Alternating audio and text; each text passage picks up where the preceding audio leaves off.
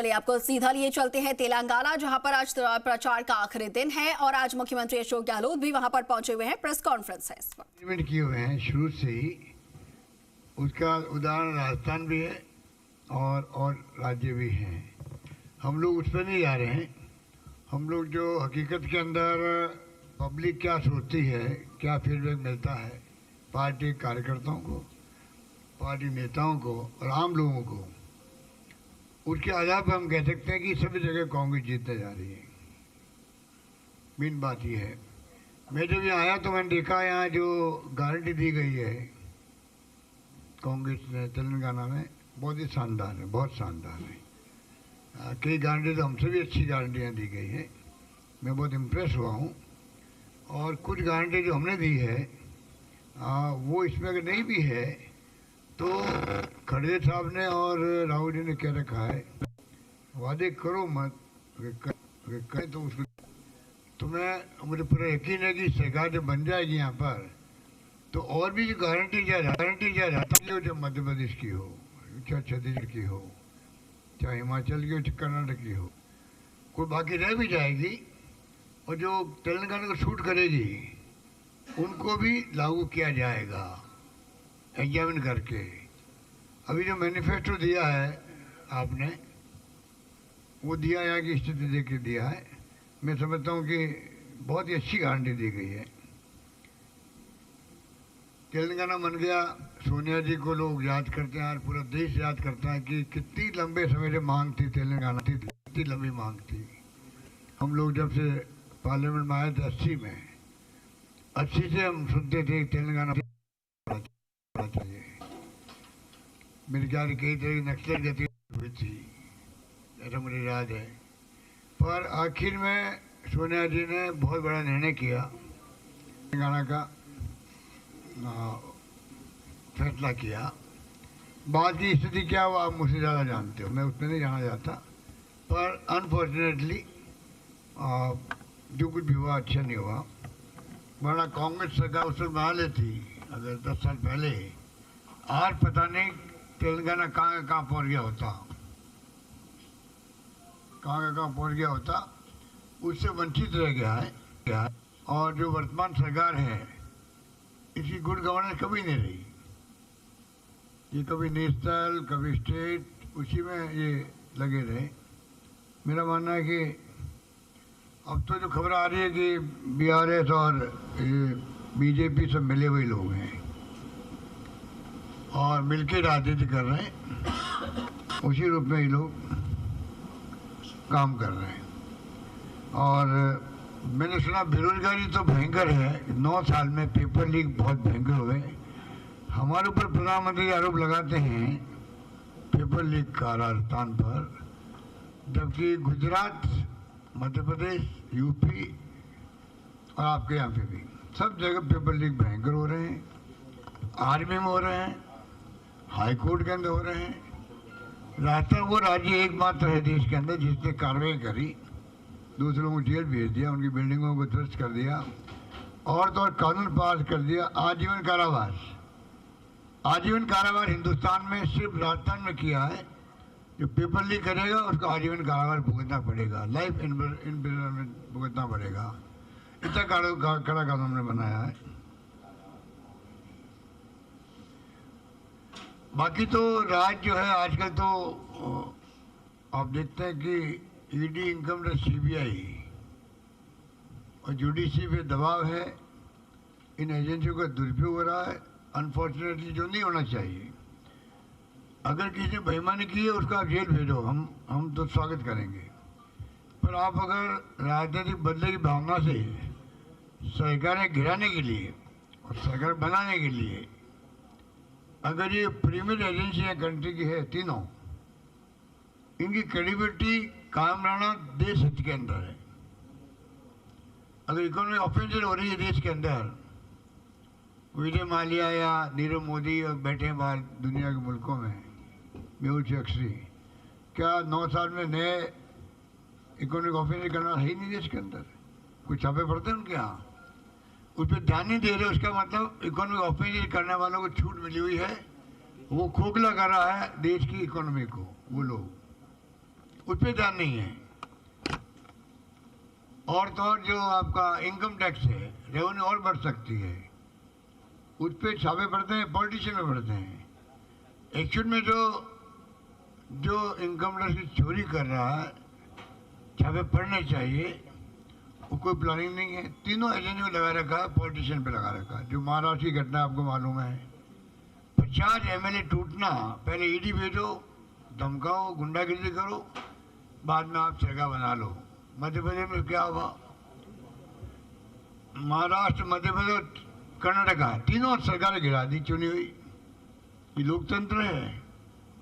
और राजस्थान में इनकी दाल गली नहीं। राजस्थान में पूरी कोशिश करी उन्होंने। 40 दिन तक हम लोग होटलों में रहे, तो मुझे कहते गर्व है कि वहाँ की पब्लिक ने भी और हाईकमान की मैनेजमेंट ने सरकार बचा ली हमारी, वरना हमारी सरकार भी, ये लोग हॉर्स ट्रेडिंग करने में तो बहुत उस्ताद लोग हैं, ये कुछ भी कर सकते थे। तो कहने का मतलब ये कि जो देश में चल रहा है वो लोकतंत्र के लिए खतरनाक है, डेमोक्रेसी के लिए बहुत खतरनाक है। संविधान की धज्जियां उड़ रही है और ये पूरे देश वालों के लिए चिंता का विषय होना चाहिए। मेरा मानना है कि जो एजेंसियों का हमें चिंता ज़्यादा है कि एजेंसियाँ जो है बर्बाद हो रही है, इनकी क्रेडिबिलिटी खत्म हो रही है। आज वो जो इनका हो रहा था, नहीं सीबीआई का नहीं रहा। पहले लोग कहते सीबीआई से मांग कर रहा नहीं, हमें अब कोई कहता ही नहीं है। इसलिए नाजू के बारे फिर कहना, फिर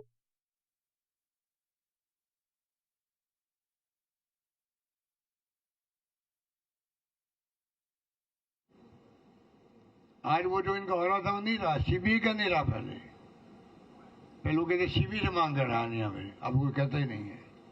इसलिए स्थिति बड़ी नाजुक है। मैं फिर कहना चाहूँगा, गारंटियों के बल पर भी सरकार बनने की संभावना यहाँ पर है।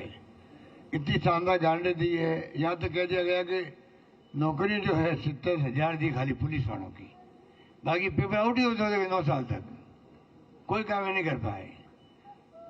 कांग्रेस सरकार बनाएगी तो कैलेंडर दे दिया गया आपको नौकरियों के लिए भी, कौन सी नौकरी कब लगे, किस हद तक राहत मिलनी चाहिए किसान को, पर जमीन खुड़क नहीं हो सकती। मिनिमम इनकम गारंटी एक्ट बना दिया हम लोगों ने,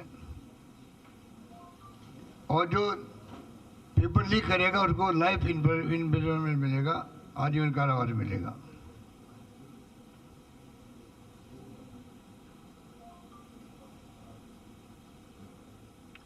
तो ये स्थिति है। यहाँ गवर्नेंस भी नहीं रही है, 9 साल निकाल दिए धन बल के आधार पर। करप्शन की मैं समझता हूँ कि करप्शन तो देश के अंदर नंबर 1 राज्य कोई है तो वो तेलंगाना है, नंबर 1, जहाँ कोई अंत ही नहीं है करप्शन का। और पता नहीं क्या क्या किसी गाने सुनते रहते हैं, वो भी एक अजीब स्थिति है। धन्यवाद। कोई सवाल है, question sir? Anybody any question?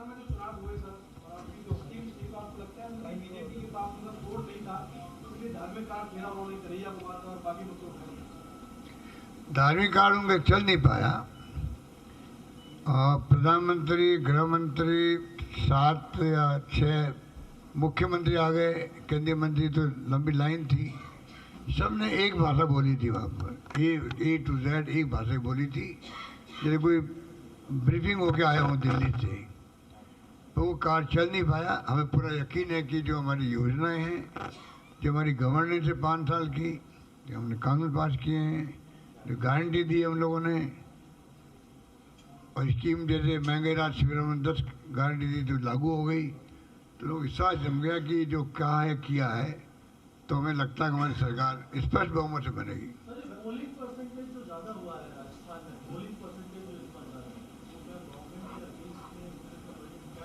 थोड़ा बहुत हुआ है पर हमारे पक्ष में हुआ है, हमारे पक्ष में हुआ है। क्योंकि आप कहीं जाओगे राजस्थान के अंदर या आपके मित्र लोग गए होंगे ना, आप पूछोगे तो आपको एक ही बात मिलेगी, गुड गवर्नेंस, शानदार स्कीम आई है, शानदार गारंटी आई है।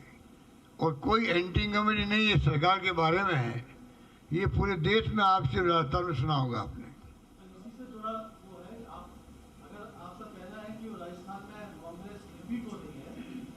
आपका ये बयान था कि मैं तो कुर्सी छोड़ना चाहता हूँ लेकिन कुर्सी मुझे नहीं छोड़नी। या तो क्या इसका क्या मतलब है कि अगली बार जो है कुर्सी? और मैंने आगे भी कहा था साइड छोड़ेगी भी नहीं।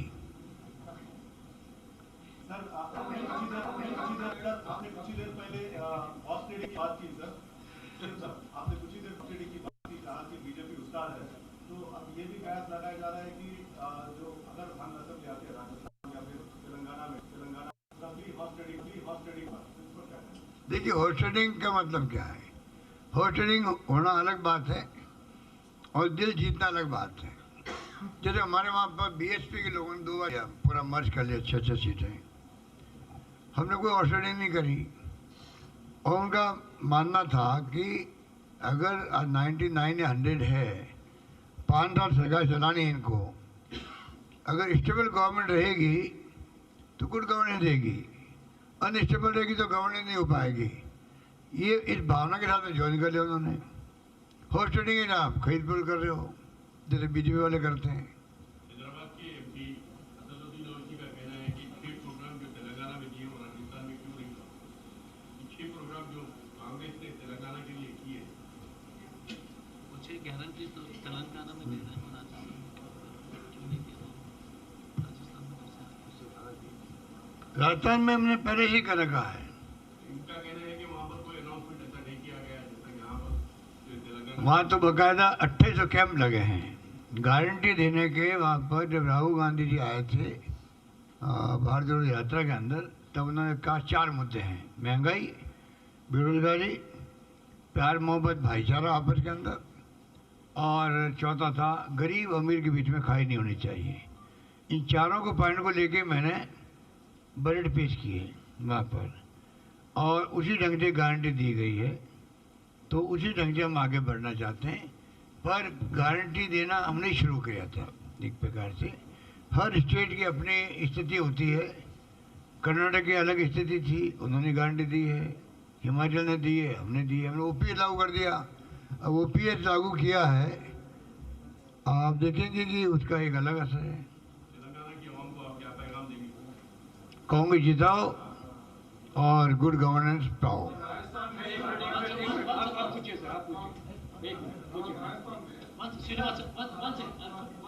Srinivas, and everybody will get a chance.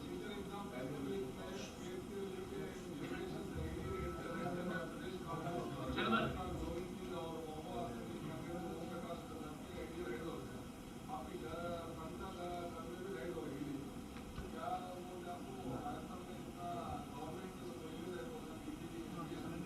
देखिए, हमारी जब सरकार गिराने की साजिश की थी 2 साल पहले, तब इधर तो हम बैठे हुए थे, मीटिंग कर रहे थे सीएम हाउस में। उधर 6 जगह रेड चल रही थी, चुन चुन करके कार्यकर्ताओं पर इस प्रकार से। तब से लगा था ईडी इनकम टैक्स वहाँ पर घुस रही घरों में।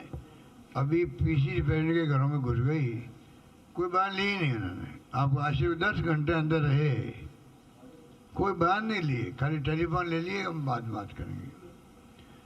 मेरे सर के ऊपर भी कोई एक नया पैसा 1 रुपये का जमा नहीं है दुनिया के अंदर, उसको भी नोटिस दे दिया। तो ये जो जानबूझ के चुनाव चल रहे हैं, और छत्तीसगढ़ और राजस्थान हो या और कहीं जगह हो जहाँ उनका बस चला, उन्होंने यही काम किए, खाली मैसेज देने के लिए पब्लिक को बस, और कोई नहीं कि देखिए इनकी रेड हो रही है। जब पहले सरकार गिराने की बात थी तो मेरे भाई का रेड हुई जोधपुर में।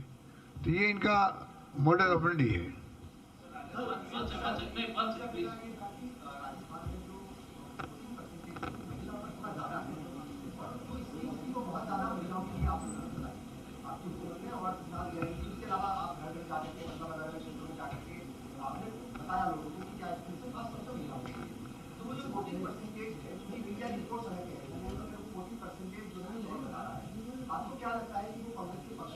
बिल्कुल है।